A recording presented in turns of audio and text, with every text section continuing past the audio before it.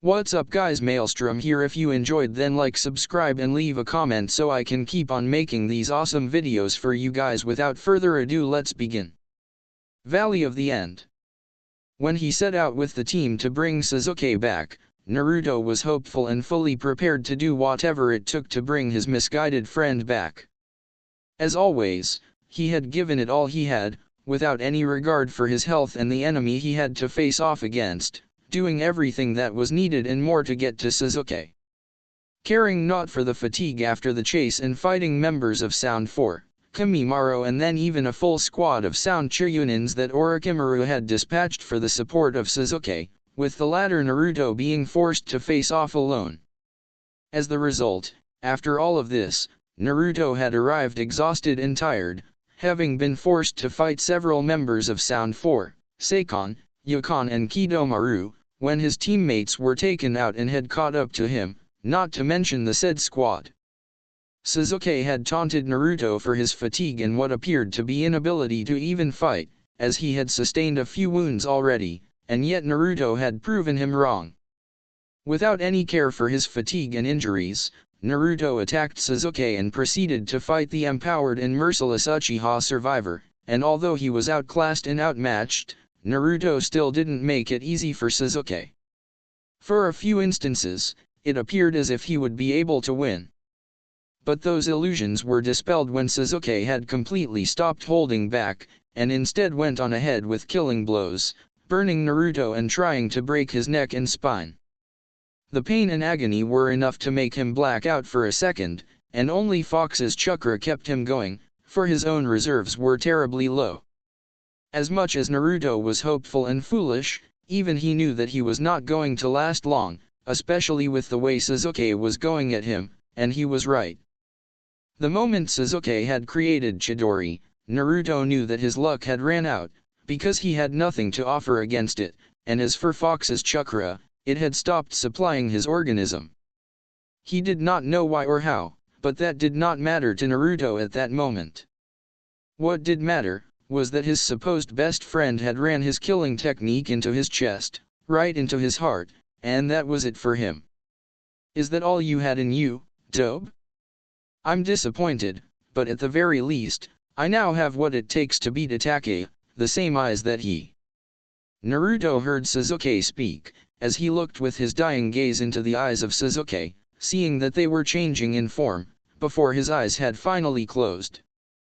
Having removed the last thing that stopped him from obtaining the power that was rightfully his, Sasuke felt like a chain that stopped him broke, and freed from it, he discarded Naruto's corpse without a care in the world, tossing it into the river below.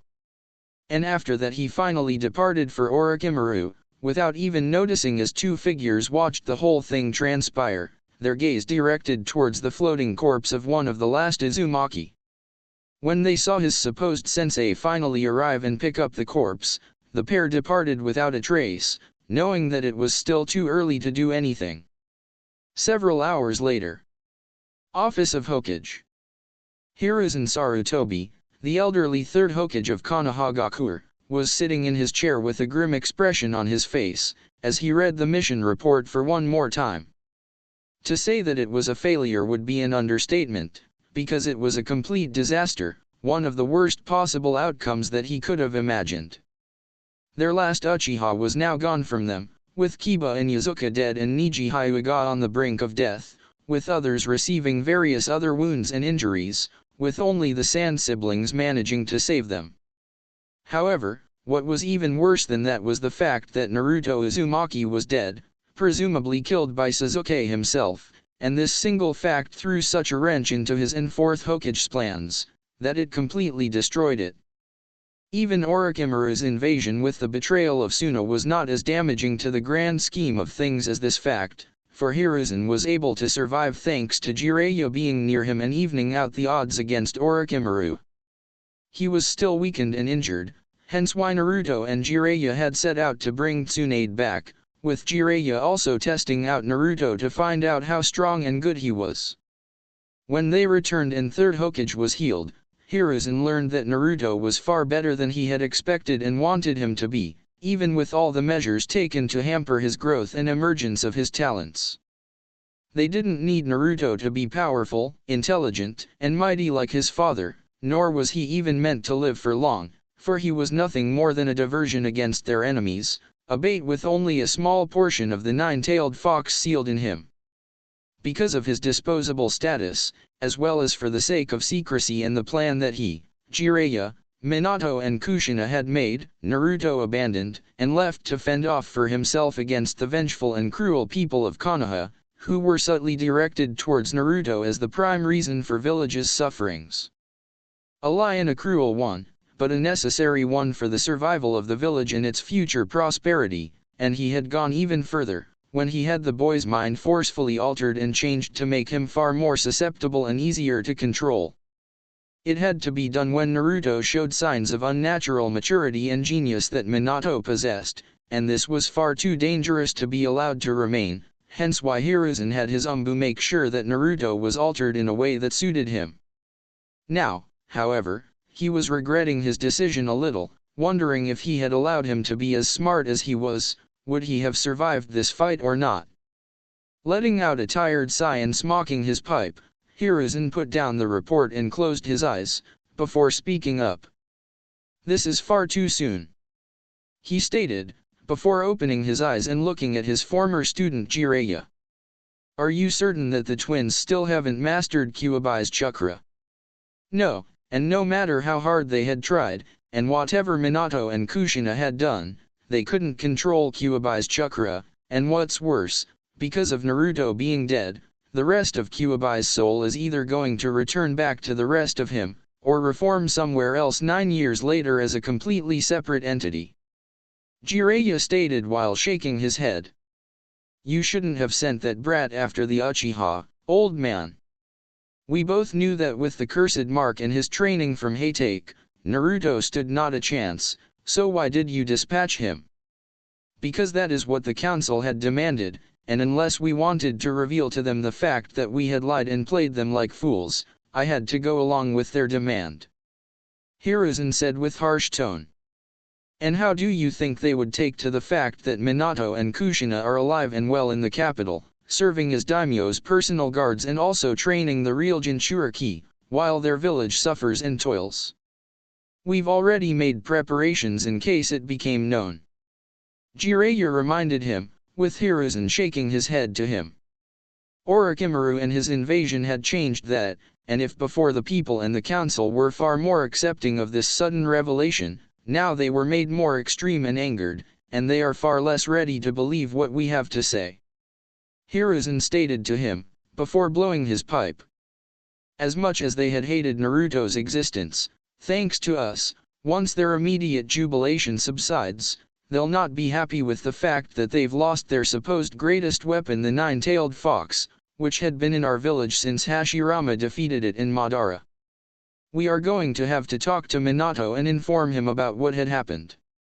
Chances are, though, in a few days he'll know what had happened, but in the meantime, what will you say to the council about the mission, and what will you do about the Uchiha?" Jiraiya asked of him. "I'll lay the blame with Naruto, since he did fail in capturing Sasuke Uchiha and preventing him from going to Orochimaru. The council will be more than happy to make him the scapegoat, and there is nothing to indicate that Shikamaru Nara and others will try to stand up for him," Hiruzen stated. "As for the Suna siblings, I doubt they'll risk the newly re-established alliance between Suna and Konoha just to preserve the memory of the now-dead failure." Jiraiya nodded to him about it. "And what about Uchiha?" Toad Sage asked of him. "Leave him be, for now. We can deal with him and Orochimaru when we have the chance. For now your priority is to monitor those Akatsuki you reported the last time. We have far too little intel about them, and since it is clear that they are interested in tailed beasts, they'll no doubt be after Menma and Natsu, once it becomes known that they are alive," Hiruzen stated to him. "Focus your efforts on uncovering what they are really after and what are their members.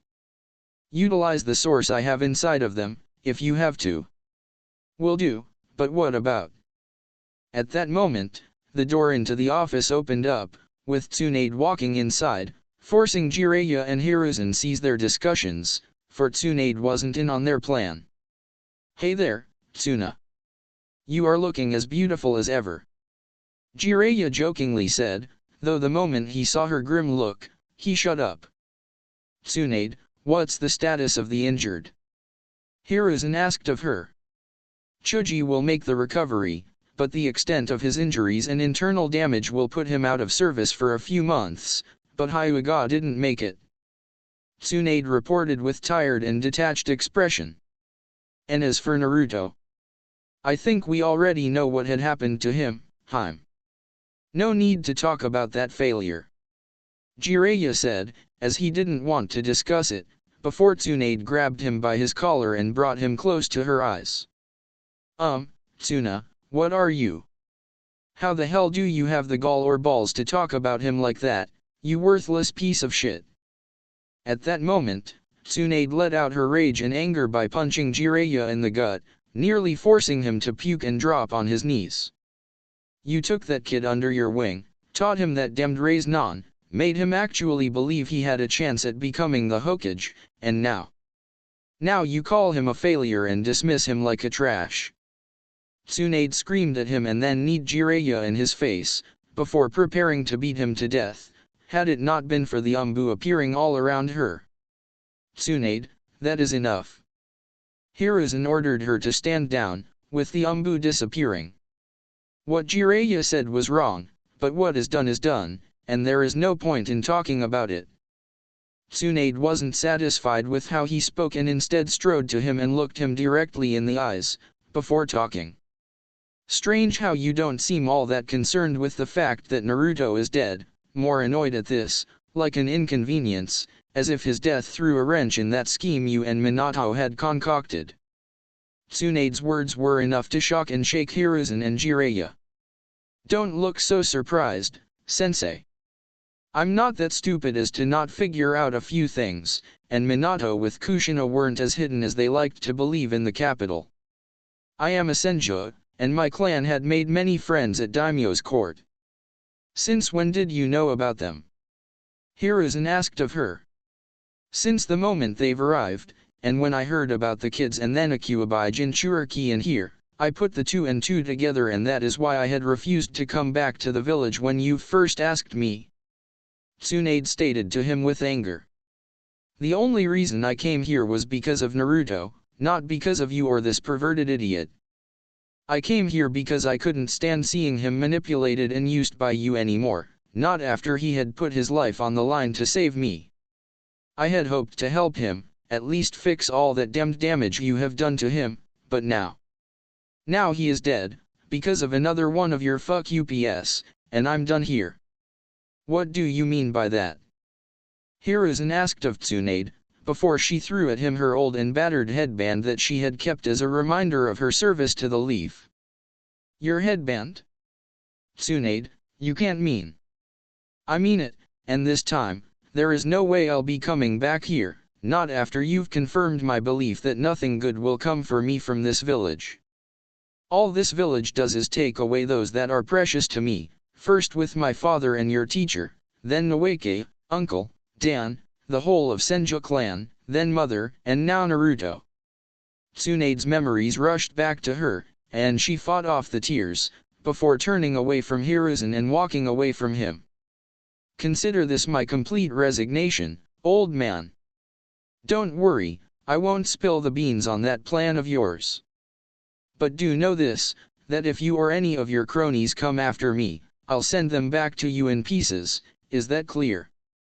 Tsunade turned back to look at him for a second, before Hiruzen nodded to her and allowed her to leave. Ugh. Are you really going to let her go just like that? Jiraiya asked of him, as he picked himself up. There's nothing that we can do to stop her, and from what we've seen, Tsunade not only has recovered her fighting spirit, but grew even stronger than she was before. There is literally no one in the village who can take her down, and even if I send an Umbu squad after her, they won't be able to do a thing to her.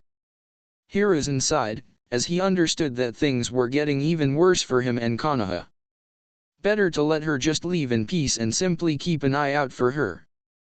I know Tsunade her whole life, and while she is worse of a gambler than her father Lord First, she is not someone to talk about things like these, especially if it would hurt the village in the process. She may hate it, but at the end of the day, she won't do anything to hurt it. If you say so, sensei. Jiraiya said with a pained sigh, before the two returned to their earlier discussion. Later that night. Konoha's morgue.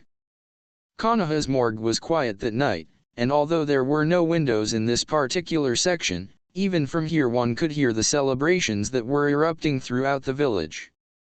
For the misguided and ignorant villagers, this was the day of the celebration, for the demon who had plagued their lives was gone, killed by the hands of the Uchiha Sasuke. In the wave of jubilation and intoxicating elation, the people have completely forgotten the fact that said Uchiha had defected from the village and became a traitor. The council and elders, along with Hiruzen, reasoned that Orochimaru is controlling Sasuke, hence he is simply listed as a prisoner instead of a traitor and isn't placed in the wanted lists. Such hypocrisy was nothing new for the village or its leaders, and the two visitors who walked almost unopposed into the room where the dead body of Naruto Uzumaki was laying could only scoff at the way this village treated the boy. Especially the man felt indignation at the way these arrogant bastards acted towards the blonde boy, with the attitude and actions that made them into true monsters. Even in the days of the Sengoku period, there were certain lines that one shouldn't cross, and this village and its people, they've crossed many of them with Naruto. With a scowl present on his face, he spoke up more to himself than to his companion. These people. This is exactly what I told Hashirama would happen if he went along with his ideas and listened to his brother. The people of this village have no will of fire, for they do not see the need of it, since in their mind the will of fire is what makes them so powerful, a belief in their superiority. The man spoke with an irate tone, before casting his gaze down upon Naruto's still body. I hope you are watching this, Hashirama. And if you do, take a good look at his boy, and see what this village has degraded into. Your dream has rotten away and became a hollow husk, thanks to Tobirama and his cronies. It almost makes me want to end this whole thing right now, while they are addled and weak, just to finally put an end to this travesty. We are not here so that you may vent your rage, Madara. A regal woman with unnatural beauty, dressed in white and with flowing long gold and silver hair and fiery golden eyes spoke to Madara Uchiha, revived and restored to his prime by her will, forcing him to look to her. Remember why we are here? Oh, I do remember, but I can't help but wonder, for what reason are we not take our vengeance?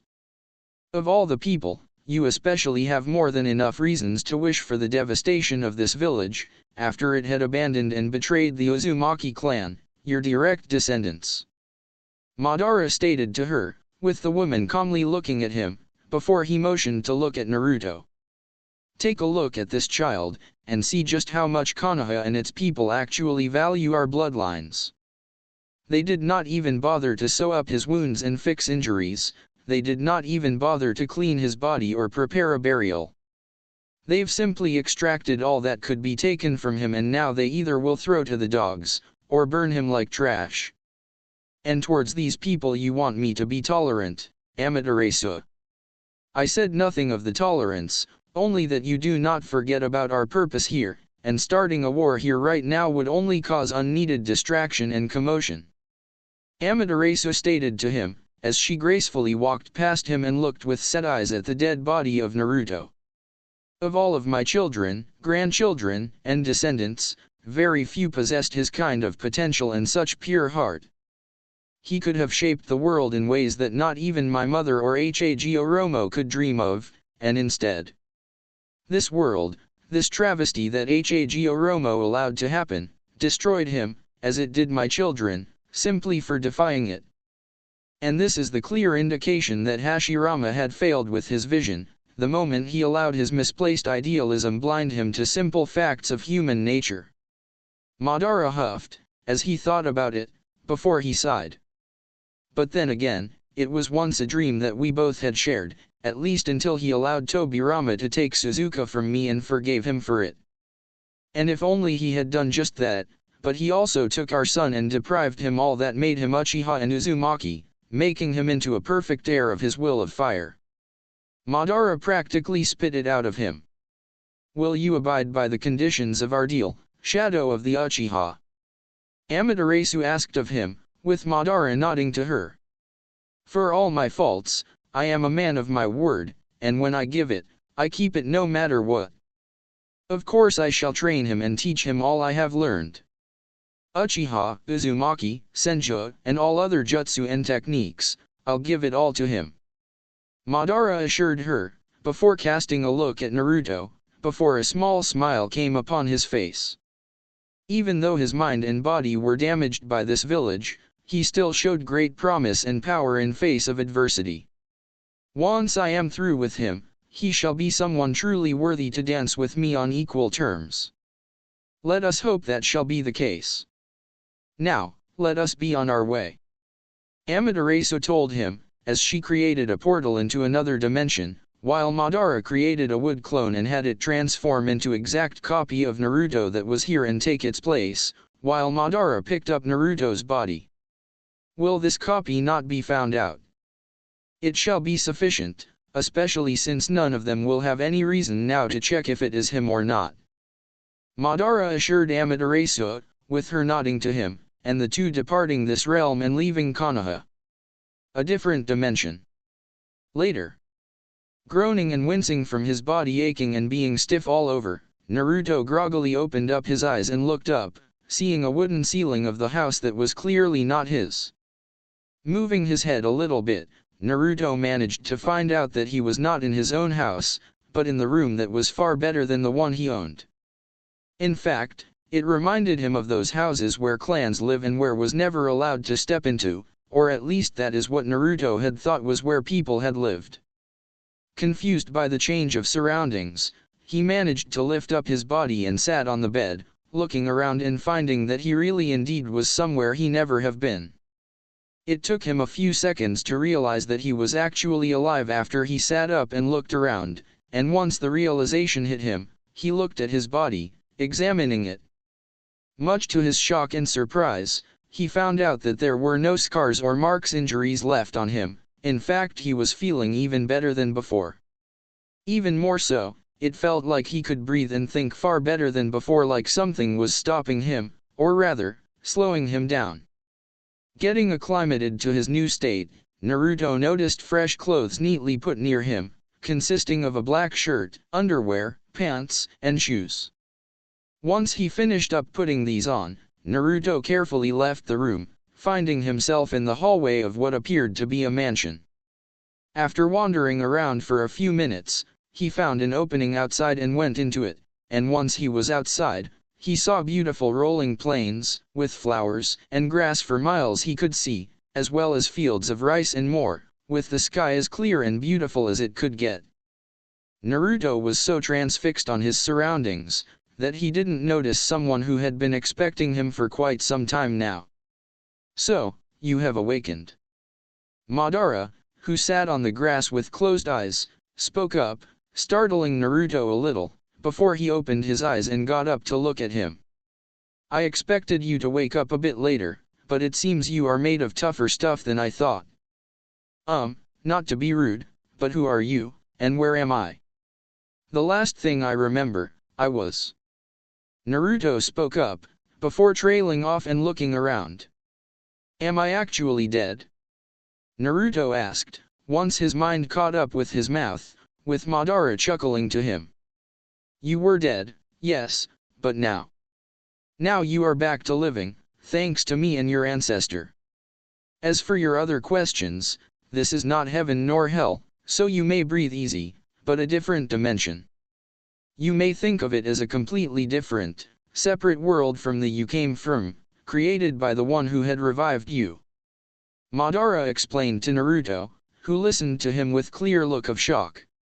"And as for who I am Madara Uchiha, once a leader of Uchiha clan and one of the founders of Konohagakure and the man who named it.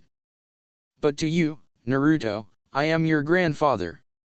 Naruto's eyes widened up as he backed away from the man for a second.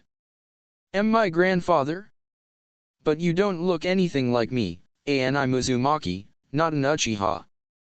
Even more so, third Hokage always said that I was an orphan and that my parents had died when I was born because of the Kyuubi. Naruto exclaimed in shock. This doesn't make any sense. Perhaps for now it does not, but soon enough, you will understand everything, but for now, let's see what the person who brought you back has to say. Madara told him, as he and Naruto turned to the portal which opened up, with Amaterasu stepping out of it and looking at Naruto with a small smile, before she spoke up. Hello, Naruto. I apologize for where you are and the confusion, and I hope you are doing better than you were. Amaterasu spoke with a kind and warm tone, one that Naruto was definitely not used to. Please, allow me to introduce myself. My name is Amaterasu, and this is my realm, known as Takamagahara. Madara and I had brought you, or rather your body here, to restore it and bring you back to life, after you were slain by that boy, Sasuke, I believe is his name. Naruto looked at her with surprise when she spoke like that. So, I really was dead then. Naruto said with the realization in his voice, before he looked at Amaterasu. But how did you manage to bring me back to life? And for that matter, why? Am I like one of those zombies Hokage, like the ones Orochimaru used against Lord Third? At that moment Madara scoffed again. No, you are not one of those reanimations that Third's fallen disciple had managed to summon, and even those were at best only pale imitations of their real selves. Had they been real, neither Konoha, nor possibly the Land of Fire would be left standing. Hashirama alone would have been more than enough to destroy that village, without even breaking a sweat. Madara stated to Naruto. So no, you are not one of those pale imitations of living beings. Instead, you brought back via the power of a far more powerful ninjutsu, known as Rain Rebirth. And as I am sure you have noticed, you were brought back without all those impediments that were forced upon your body and mind. You mean like I can think better and feel like I'm more myself? Naruto asked, with Madara nodding to him. Yeah, I've noticed that it's like I'm finally sober or something like that and I can think better, but what the hell had happened to make me like I was? We will get to that eventually, for now it is time you learned who you really are, Naruto. Madara told him, with Amaterasu speaking up again. I am sure Madara had already told you that he is your grandfather, and he is correct, for he is your paternal grandfather. You hold in yourself the blood of Uchiha, Senju, and Uzumaki, Naruto, with your paternal grandmother being from Senju clan, while your mother is from Uzumaki clan. Amaterasu spoke to him, with Naruto looking at her with shock. And as for me and how I brought you back, I am a being that is not human in nature, though once I was close to those. I am what you could say a kami, or a being that had achieved divinity, though before that, I was a child born from a union of a celestial princess and a human lord thousands of years before your birth. I shall explain more later, but the most important thing for you to know, is that you, Naruto, are one of my last direct and true descendants, one of the last of the Uzumaki. You are my ancestor. But you would have to be really old, I mean older than Madara here. Naruto exclaimed in shock, with Amaterasu nodding to him. Like I said, I was born in days before shinobi and before humanity had chakra. I am a being that is immortal and can live for infinite number of years, but before I had ascended, I had a family and had many children. Those children would be the foundation of what would come to be known as Uzumaki clan. Amaterasu told him, before a look of sadness crossed her face. For millennia, my children and descendants lived in peace and prosperity, away from the wars and destructions that were brought by shinobi, but now my family is nothing but a dead memory, with what remains having forgotten their roots, or actively shun them in favor of their own ambitions and wishes. So if you are a kami and have all this power, does that mean that you actually know who my parents were? Naruto asked of them, with Madara and Amaterasu exchanging looks, before Madara spoke up. Yes, we do know who they are, Naruto. However, as much as you wish to know about them, I must warn you, that this truth will hurt far more than you think and you may wish you had never heard it. Madara told him, with Naruto turning to him. Now, do you really wish to know about them and the truth about yourself, what Hiruzen Sarutobi and others have hidden away from you? Yeah, I want to know the truth. Naruto said with clear determination. Very well then. Madara simply stated, and then he and Amaterasu began to tell the truth to Naruto. Instead of raging and denying everything, Naruto simply stood and listened to them as he learned of the fact that his life had been nothing more than a carefully orchestrated diversion and a ploy to distract the enemies of Konoha away from his parents and siblings, the real holders of Kyuubi's power. He heard how he was a necessary sacrifice for the prosperity of Konoha, as Madara had called it, left by his parents and overseen by the third Hokage. His entire purpose was to play the role of a Jinchuriki, be a scarecrow for the other villages while his siblings were being trained and raised to be what his parents believed to chosen champions of the world. Apparently, they were following a prophecy that entailed the coming of a great hero, a child of destiny, that would change the world of shinobi, and both Minato and Kushina, as well as others who knew of it, believed that it was one of their children, but not Naruto. Out fear for the man who had unleashed the 9 tails before and the many enemies that Fourth had made, it was decided that they would go into hiding in the fire capital, while training and teaching the children they took with them. And as for Naruto, his fate was sealed and he was left as a pawn in their grand game, one that had to suffer from misguided hatred and prejudice of the people. Naruto listened for hours without saying a word, daring not to interrupt either of them, sitting unmoving and still, seemingly lost in the thought and act. It was only after they had stopped talking did Naruto finally decide to speak up. So my parents were alive, and they knew about what was happening to me all this time. Naruto stated, not asked, with Madara nodding to him. And fourth Hokage, Minato Namikaze, is actually your son, but then why doesn't he look like you and what about his Sharingan? Minato took after the looks of my wife Suzuka Senju, who was a cousin of both Hashirama and Mito through her Senju father and Uzumaki mother, having possessed golden hair akin to what Amaterasu has. Not long after our son was born, several members of Senju clan, with the support of my other enemies, had attempted to kill me. They had failed, but as the result, my wife Suzuka.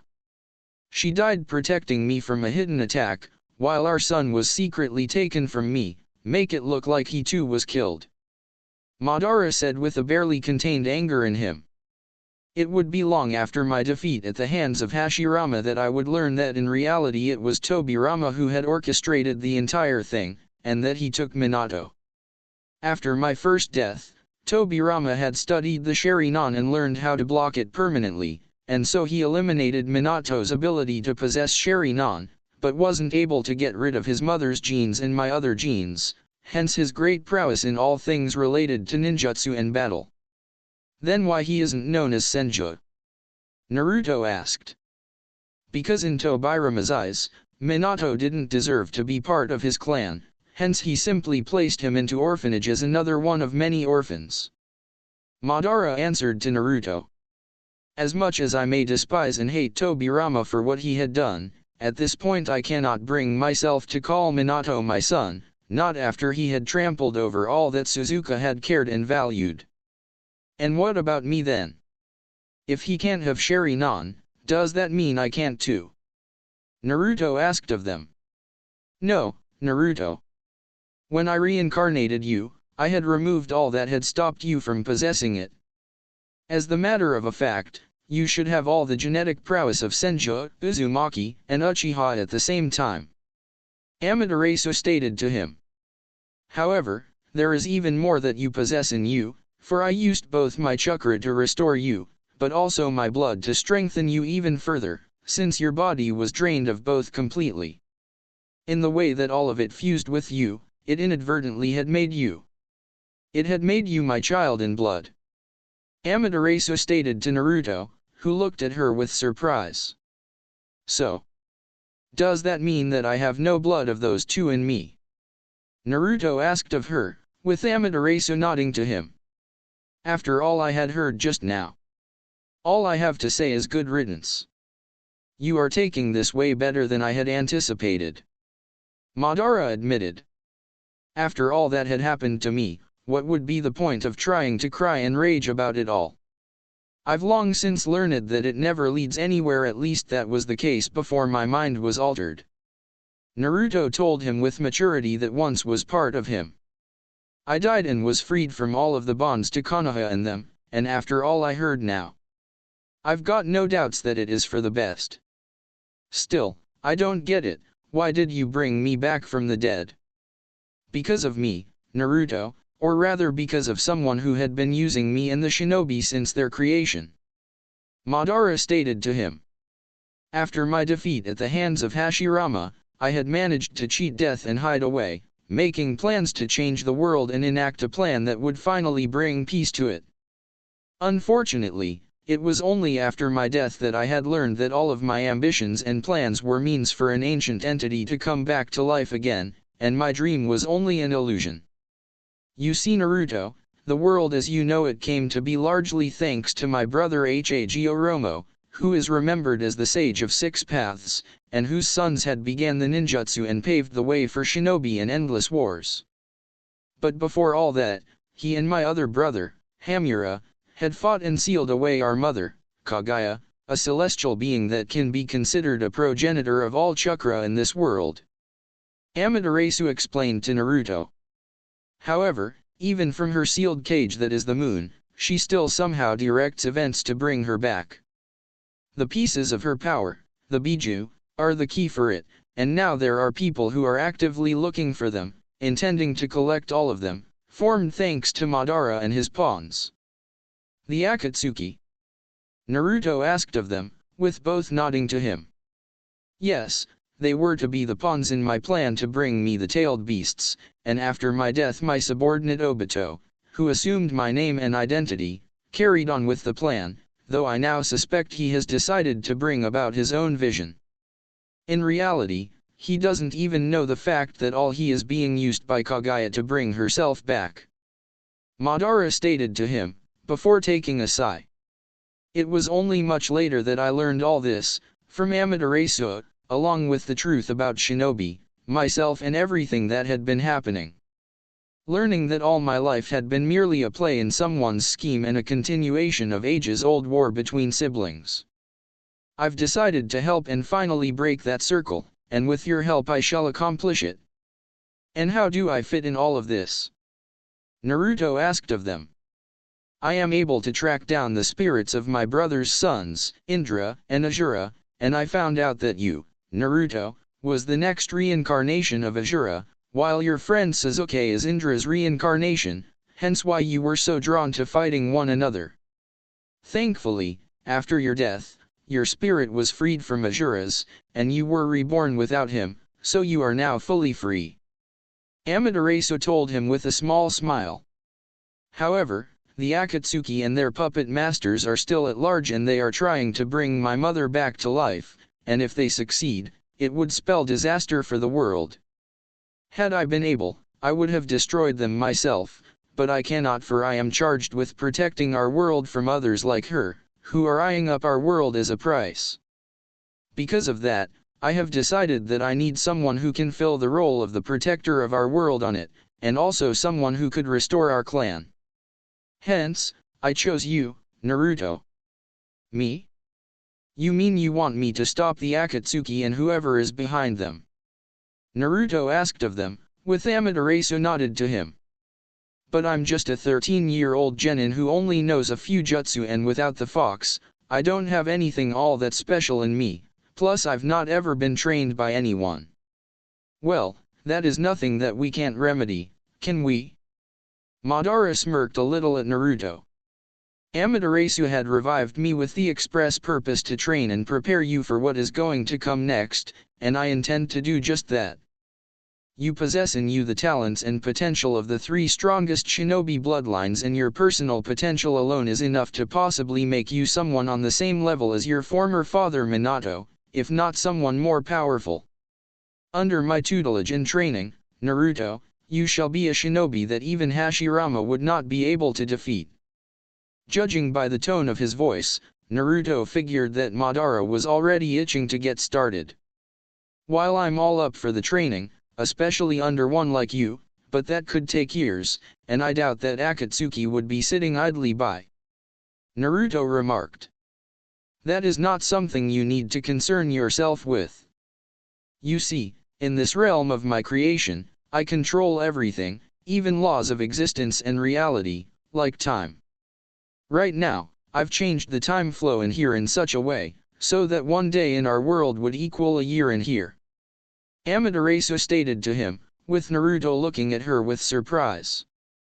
You will have more than enough time to learn everything there is to learn from Madara and me, and by the time you are done, you shall leave this realm not an untrained genin, but the strongest shinobi in hundreds of years, possessing the strongest bloodlines in history all at the same time. And all you want me to do is stop the Akatsuki from reviving Kaguya? Naruto asked, with Amaterasu nodding to him. Yes, that is all I ask. After your training is complete, your life is yours and yours alone to choose what you may wish to do, even if it means you decide to not do what I ask. Amaterasu told him, surprising Naruto. It is not my wish to make you obey my will or do my bidding akin to a slave. My only wish is to give you means to make your own path in life, Naruto, and to ensure that you will be able to make your life into whatever you wish it to be. You really mean that? That you will train me and that you won't make into your pawn or something like that? Naruto asked, almost unsure of it, with both nodding to him. Yes, Naruto, I swear upon my wife's memory that I shall train you to the best of my abilities. Madara assured him. So do I swear, Naruto, that as your ancestor and now mother, I shall help you make your own way in life, yet not be someone who forces you to walk the path you do not desire. Amaterasu stated to him, with Naruto having tears in his eyes, and the rippling effect coming upon him, finally unlocking the first stage of Sharingan. And from then on, Naruto Uzumaki was finally reborn anew and began his new life with his mother and grandfather, training and growing as the son of the sun and heir of shadow. 8 days later in Shinobi World. Land of Water. Mai Terumi grit her teeth, as she fended off another assault from the loyalist Kirigakure forces, 4th or 5th this day, and this was only past midday. She, along with her forces, consisting of rebel shinobi, ronins, mercenary and local samurai and militia who had sided with her, were on the brink of collapse and exhaustion. She reflected on the status of her combined forces, and couldn't help but sigh at the fact that they had a very bad couple of months. Just half a year ago their combined forces would have been enough to defeat Yagura and the many warlords that now plagued the Land of Water, but the problems arose rather quickly in her forces, as infighting between nobles, samurai, and shinobi made them vulnerable and indecisive. As the result, Yagura and his forces were able to subjugate a majority of the petty warlords and local governors, forging an army that was a far greater threat than had they been disunited. Not for the first time Mai cursed at the weakness of Water Daimyo and his court, who had allowed their country to slip into chaos and war again, and who at this point were nothing more but figureheads and puppets in hands of Yagura. It wasn't long after Yagura had taken full control of those forces that he started dealing Mai defeat after defeat, leading to mounting casualties and even defections by the nobles and samurai. Those who left her were more eager to profit from this chaos, rather than put an end to it, and yet those that stayed were among the most hardened and battle-ready warriors of Land of Water, and so instead of wasting their lives, Mai and her co-commanders decided to retreat and make their stand on the grounds of their choosing. Initially, the retreat went as planned, and even though they had many wounded and injured, as well fugitives and refugees, they were able to relocate to the northwestern island of Land of Water without a problem. It was here that the problems arose, for it turned out that Yagura was informed of their destination, had made a beeline here with his veteran troops, while also using Land of Water's fleet and samurai to block any potential escape route. Mai's forces were not ready for the battle, with most being tired and exhausted by the long march, as well as having many injured and ill, not to mention refugees. As much as she and others would have liked to have found a way to get out of there, they were surrounded and the only option left was to fight, and so they gave battle to Yagura's forces, which initially went in their favor. But the moment Yagura unleashed his tailed beast and went on a rampage, the tide turned and her forces were forced to pull back and go on the defensive near the walls of the city of Kamakura, which housed all of the injured and the refugees. Beset on all fronts and fighting to their last, Mei fought the hardest in her entire life, but a long day of exhaustive combat took a toll on her, and her senses dulled a little, and she missed one of Kiri's jonins making his way to her, with intent to kill her. Before he was able to connect his kunai with her throat, a swift slash by a blade ended his life, and Mei looked at the person who had saved her, finding a tall woman with long dark purple hair and purple eyes of unmatched beauty, dressed in a dark suit of armor, with her long tachi brandished out. "Thanks, Reikao. I owe you one." Mei thanked Reikao Minamoto, leader of the samurai forces and one of the greatest warriors in the land of water. "Think nothing of it, Mei. I simply returned the favor from the last time," Reikao responded, before she moved and slashed two more attacking shinobi. Yagura is either getting hasty, or simply stopped caring about his men. He is throwing them at us without any thought or consideration. He has not been a man who cared for such things for a long time now. Mei responded, as she cast water jutsu and blasted away a group of attacking loyalists. He seems to have simply stopped caring for the casualties and wants this war over as soon as possible, Mei said, before she kicked another jonin away from her, before she and Reikao prepared for another assault, yet instead saw how loyalist forces began to pull back. They are pulling back? Why would they do that when they have the advantage in numbers and the initiative? Reikao asked aloud, before she focused her vision on the far-off ridge, and saw the reason for why they pulled back. "Mei, look," she said with the hollow voice, and her face paled, with Mei soon also gaining a paled complexion. "Yagura. He is insane. Is he really going to use a Baijuudama on us?" Mei asked aloud, as she saw the fourth Mizukage in form of the three tails gathering chakra around his mouth for an attack. "He'll not only destroy us, but also level this entire area and turn Kamakura into ashes. We have to evacuate everyone."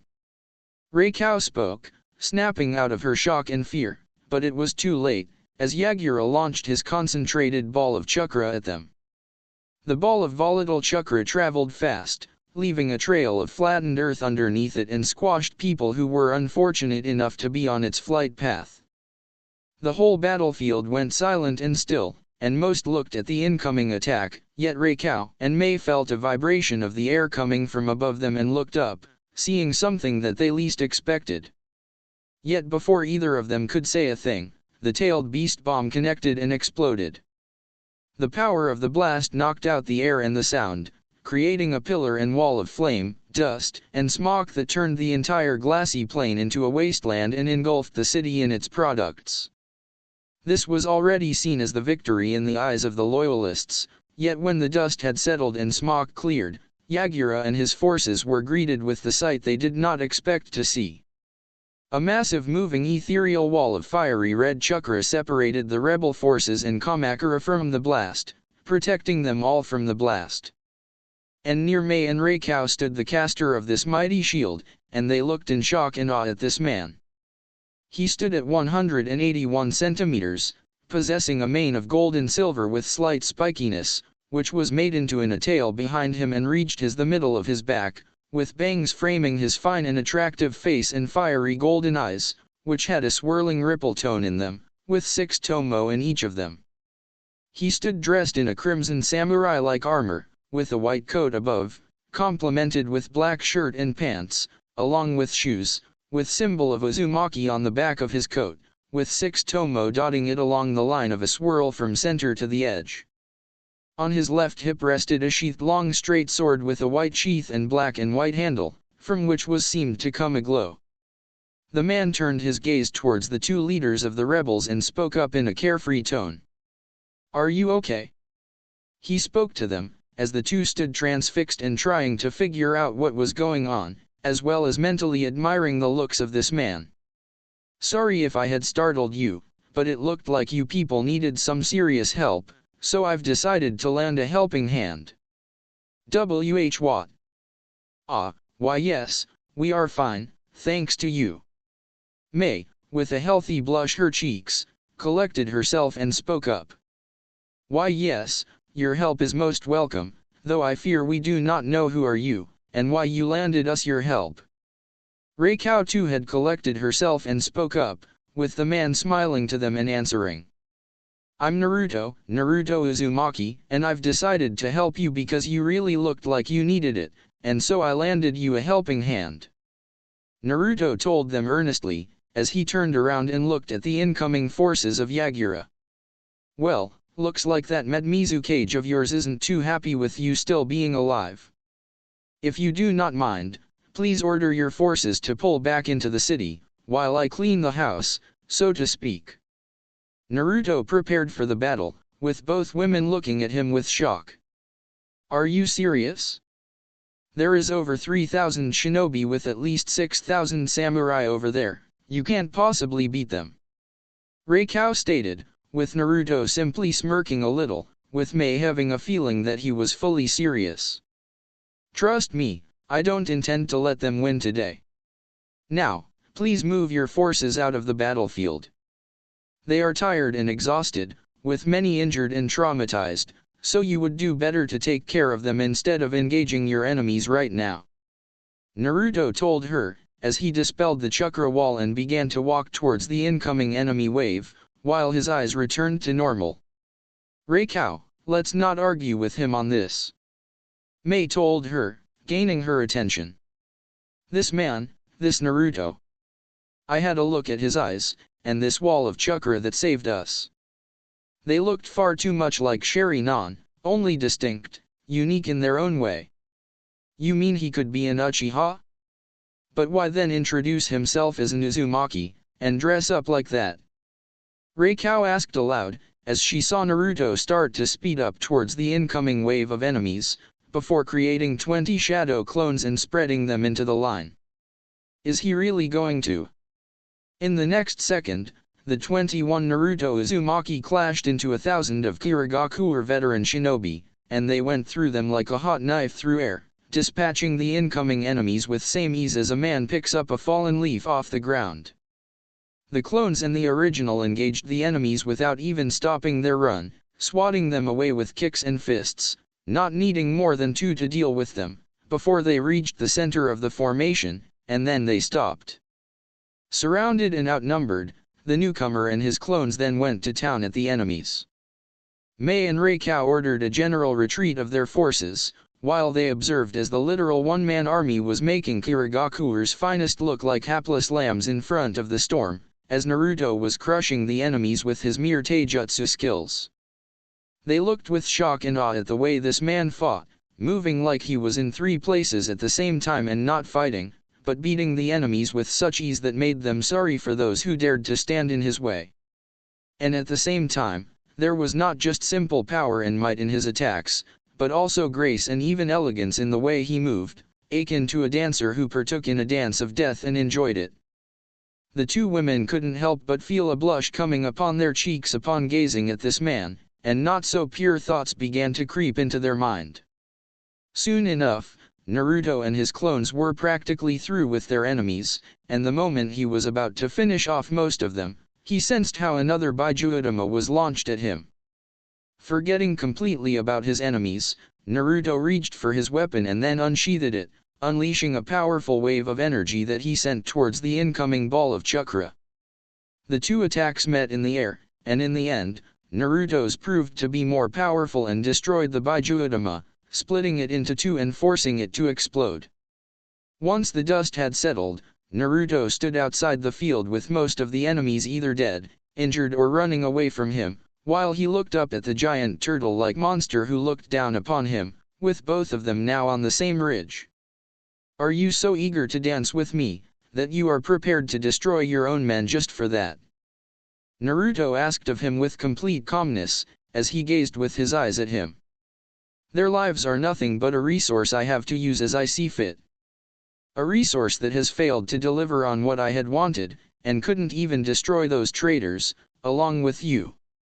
Yagura spoke with the voice of his tenant, with Naruto simply looking at them with a neutral expression. "I don't know who you are, but you have made a grave mistake coming here and saving them. Nobody who had seen this form has ever survived, and I'll make sure that you won't be an exception. I'm afraid you won't get a chance to correct that mistake, nor realize that all this time you were nothing more but a pawn in the hands of a misguided fool." Naruto simply stated to him, as his own Sharingan eyes came to life, and then changed to their Mangekyo Sharingan pattern. "You say that none who gazed upon your tailed beast form had ever survived. Well, then I shall answer with one form that is exactly the same way." And with this, fiery red chakra exploded from his body and immediately began to take shape and form. Right before the eyes of the rebels and loyalists on top of the ridge, towering over the battlefield and surrounding area, is a giant made out of fiery red chakra, a warrior with a horned kaijin head and dressed in ancient armor and clothes. With beads in form of Megatama around his neck, with a small shield on his left hand and a large straight blade in his right hand, and from inside of its forehead, Naruto looked down upon the three-tailed beast. Mei and Reikao had thought that at this point, nothing could effectively surprise or scare them, but now they understood just how wrong they were. "My grandfather and teacher would berate me for using this against such a lowly creature like you, but after all your crimes and atrocities, all you deserve is utter despair and merciless death," Naruto told him, as his Susanoo moved his arms with the blade above his head. "This Susanoo is the ultimate expression of destruction and death, and it has come for you, fourth Mizukage." And with this said, Susanoo swung the blade down upon the three-tailed beast. The three-tailed beast though is not considered to be the strongest of the tailed beasts, but it is considered to be one of the most well-defended and protected thanks to its shell, which is said to be able to withstand even lava. However, Naruto's Susanoo and its sword were nothing to scoff at either, and it could split the earth and heaven, and nothing could stand before its might, and three-tailed beast wasn't able to withstand its might. His hard shell split upon the contact of the blade, and then all of his form was divided, and then the ridge and the ground beyond it, creating a ditch that stretched for miles until it reached the ocean and then began to fill it with the water. The ridge was split into two, and in the middle of the divide was the form of Yagura and three-tailed beast, dissipating and disappearing like a mist after the morning wind. Once the dust was settled and the outcome was revealed to the world, the loyalist forces in a mere instant found themselves on the losing side and without their leader, while the rebels, just mere minutes beforehand, were on the brink of defeat, found themselves victorious in the war they considered all but lost. And it was delivered to them by a man, or perhaps even a kami, that in one single strike ended the terror and tyranny of Yagura, and now he had quite a few things to explain to those who wanted to know. Hours later, Kamakura Castle. After the battle was over and now deceased Yagura's forces surrendered to Mei and Reikao right after they understood that they stood no chance against Naruto and his just impossible power. It took them hours just to sort out this entire mess, and even now, they were not yet fully done with the process, only through with the major things, like securing the commanders and nobles, as well as distribution of the prisoners and such things. The rest Mei and Reikao decided to leave to their deputies and other commanders, while they headed to Kamakura Castle in the center of the city, which now became the temporary hospital and house of refugees and wounded, as well as the place where Naruto headed right after the battle. The two women expected to be celebrating or resting, but instead of doing anything of that sort, he went on ahead to treat the wounded with medical ninjutsu, with his clones doing the same thing, having spread around the hospital. When Mei and Reikao saw the massive hospital and many clones of Naruto and himself at work healing and restoring the injured and battered people to full health, they once again were amazed at him. Without asking permission or being told, he just did what people needed and did not ask for a single thing, instead earnestly working and healing their people. They watched in shock as the nearly dead shinobi and samurai alike were brought back to life by Naruto and his incredible medical prowess. Both women could not help themselves but grow even more in admiration with Naruto, as well as admit that he is as good of a healer, if not better than Tsunade Senju is. They had wanted to discuss certain things, including him, but when they saw that he was fully focused and engrossed in his work, they decided to wait until he was available and left him a message. Once he was finished with the work and received the message from Mei and Reikao, Naruto headed straight to them, finding them in what used to be Lord's private study, joined to his private quarters.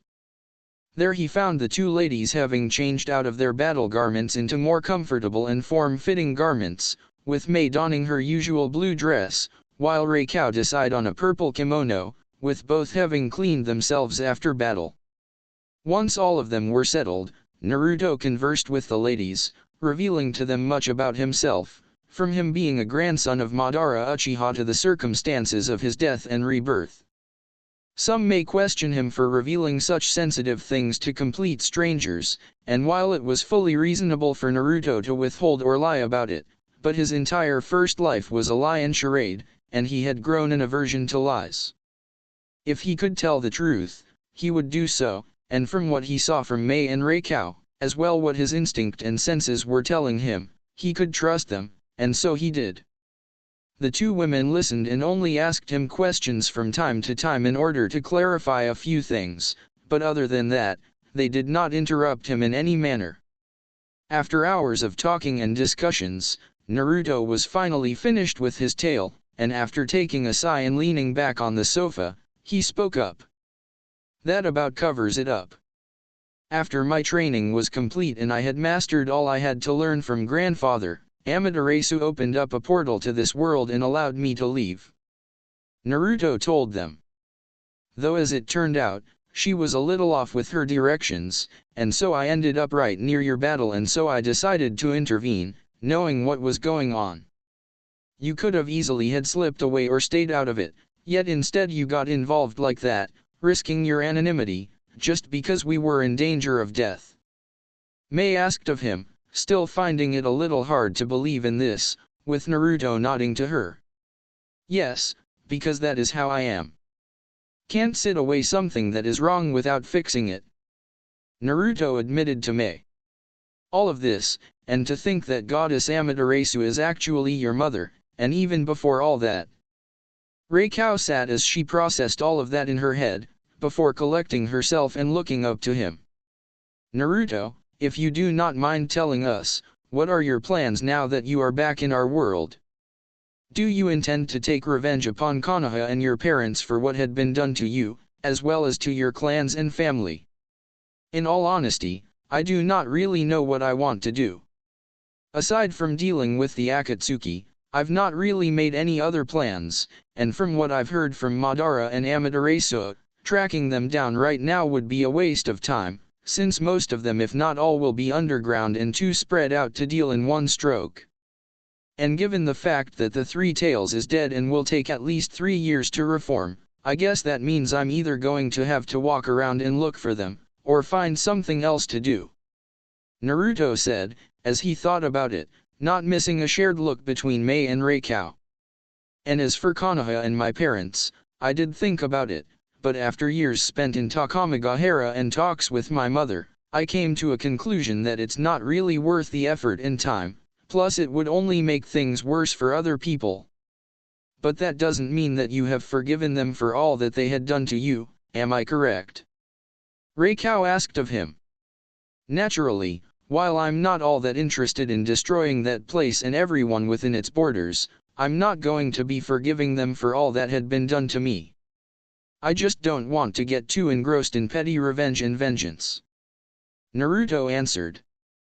Now then, since I have answered your question, could you please answer one of my own? Am I to assume that you have come up with certain plans for me, and if so, would you care to share them with me? You are quite a perceptive man, aren't you? Mei asked of him with a small flirtation smile. With the appearance like yours and the way you saved us, while also ending our war, can you blame a woman for getting a few naughty ideas? She asked of him while showing just a little bit of her hip to him, with Naruto not falling for this. Ideas is all well and good, but the moment someone decides to make those ideas into plans that involve me without my consent is when I get not so friendly." Naruto told them, with Mei understanding what he meant. "I am sure you can understand my defensiveness, given my past." "Of course, Naruto. Please allow us to assure you that Mei and I did not intend to do anything of the sort," Reikao assured him in a polite tone. "We did wish to make you a proposition, if wish to hear it." "Well, you were earnest with me so far, I'm all ears," Naruto told them. "Thanks to you and your actions today, we had finally been able to end this war, but while it has ended, there is still the matter of rebuilding and restoring our land, and the war hasn't been merciful to our country, not just Kirigakure. In short, we are currently the weakest land in Shinobi Village, with most of the provinces and areas of land of water in disarray and chaos, making us a perfect easy target for our enemies in other countries," Mei told him in a serious manner. "Mei, Reikao, and those who had supported us didn't fight this war just to see our country destroyed in another, and with the losses we've sustained in all but complete collapse of the government of Daimyo, we won't be able to win against any major nation or a coalition of those. It will take time and much effort to rebuild, and in the meantime, we need to show others, that if push comes to shove, we can defend themselves. In other words, you need some serious extra firepower to show to your enemies and make them think twice or thrice before invading, am I correct?" Naruto understood Mei perfectly, with the two women nodding to him. "While I am quite proficient in shinobi arts, after my first try at being a shinobi, I'm not all that eager to become someone's subordinate, even someone as beautiful as you two. Even our beauty will not compel you to submit? Are you one of those men who like to play hard to get, Naruto?" Mei flirtatiously asked, with Naruto smirking a little. "No, I am just a man who sticks to his principles no matter what and doesn't surrender in face of adversity or seduction," Naruto stated. "And besides, something tells me that a man who so easily succumbs to such incentives is not all that worthy of the attention of one like you." I quite agree. Men like you are far more attractive to the women like me and Reikao, stalwart and loyal in their beliefs and principles," Mei admitted with a smile to him. "After what you did here, the whole world will know about you in mere days, if not already, and they will know about your power and strength you hold. What Reikao and I wish to propose to you is that you help us protect the land of water from our enemies, not as a shinobi, but an autonomous protector of sorts, and equal to us in status. In exchange for your services, Reikao has agreed to cede you Kamakura, its surrounding lands, and offer you the pledge of all its people." Naruto was quite seriously surprised by this proposition, instantly turning his head to Reikao, who merely nodded to him. "My family had been owners of this island and province for generations, however this war had saw the death of all my clan members, save for me, so I do effectively own this land. After your display of power and saving the people and the city, as well as what you did here today, many start to see you as someone sent to us as a savior by the heavens, and given your origin, there is some truth to it," Reikao told Naruto. "I am prepared to give you Kamakura and its people and acknowledge you as their lord, but in order to ensure your new rule is legitimate, you will be required to take me as your wife," Reikao said with blush and small stutter, surprising Naruto even more. "Reikao, I do not have any intentions to force you into any sort of arrangement like this, and I'm certainly not looking for an opportunity to take away your freedom and what belongs to you," Naruto immediately told her. "Why yes, I understand that, and no, I am not forcing myself into anything I wouldn't consent. I am already of the age where I should have been married off to a man, but I refused to be sold off like a pig on a market, and I resolved to choose the man with whom I would spend my life with," Reikao said with a deeper blush, causing Naruto to blush as well at the implication. "Oh, of course, I do not mean to force myself upon you, or to force you to do anything a husband would be expected of. If you would prefer, the marriage would purely a formality without any sort of responsibilities or duties, aside from ceremonial ones. But I am quite sure you can see it clear as day that our dear Reikao would not make such an offer if she didn't see you as more than just some political asset. Mei told Naruto with a bit of a flirtatious voice, with Reikao not denying it. She is just a bit shy to admit that she, like myself, are finding ourselves quite fascinated and enraptured with you, Naruto, and we wouldn't mind become more than simple acquaintances, or friends. Naruto was positively stunned when he heard it, even more so when he realized that their desire is genuine.